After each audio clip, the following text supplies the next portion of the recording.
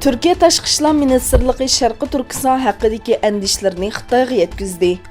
Türkiye taratqullarining xabar qilishicha, Tashqi ishlar ministri Mavlud Çavuşoğlu Türkiye Büyük Millet Meclisi'de Sharqi Turkistonda yig'ilish lagerlarining mavjudligini va assimilyatsiya siyosatlarini Xitoy hukumatining qarornomasiga asoslanib turib e'lon qilgandan keyin qonunsiz ijroatlarga bo'lgan andishlarni va Uyg'urlar haqidagi andishlarni Xitoy doiralariga kuchli bir shaklda yetkazganligini bildirgan. Onun bayonoti Türkiye'nin Sharqi Turkiston va Uyg'urlar haqidagi andishlarni eng yuqori saviyada o'tirib qo'yishi deb qaraldi.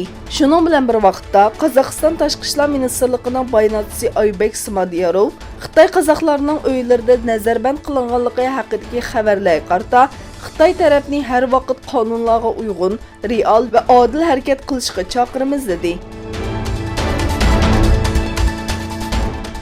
Xitoyning Anqarada turishliq bosh elchixonasining maslahatchisi Chen Weihua bilan elchixona siyosiy ishlar bosh kotibi Wang Fi Sharqi Turkiston davosining jamoat fikridan jaranglik sadosi bo'lgan Buyuk Birlik partiyasini ziyorat qildi.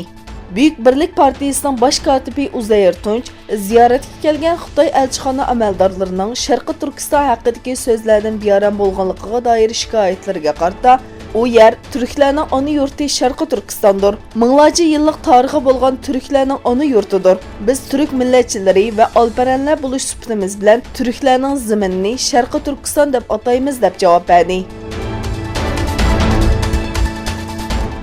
Saudiya Arabistonining 250 nafar arakanlik musulmonni Bengalga qaytarib etmoqchi bo'lganligi bildirildi. Saudiya Arabistonda yashayotgan arakanlik musulmonlarning ko'pinchisining o'ltirishlik ruxsati bo'lishiga qaramasdan, doiralar Jiddining Sumashi markazida tutilgan arakanliklarga jinoyatchilarga o'xshash muomala qilgan. Saudiya Arabistoni 2011-yildan buyon davlatga kelgan arakanlik musulmonlarga turish ruxsati bermaydi.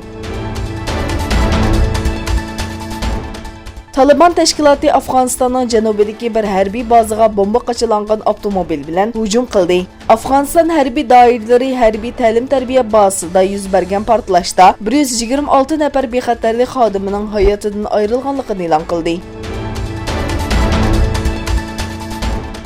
Rossiya va Shimoliy Atlantik ahdi tashkilotiga a'zo davlatlarning bosh elchilari juma kuni o'rta manzilli yadro qurollari kelishimi uchun bir oraga keldi. Kengash Rossiya bilan bo'lgan siyosiy dialogni davomlashtirish uchun yig'in ochdi. Yig'in vaqti Moskva bilan muzokara elib berilgandan keyin bekitildi. Yig'inning Amerikaning Rossiyadan o'rta manzilli yadro qurollari kelishimida belgilangan mas'uliyatlarni ado qilish uchun bergan 60 kunlik muddatning to'shishiga yaqin o'tkazilishi diqqat tortdi.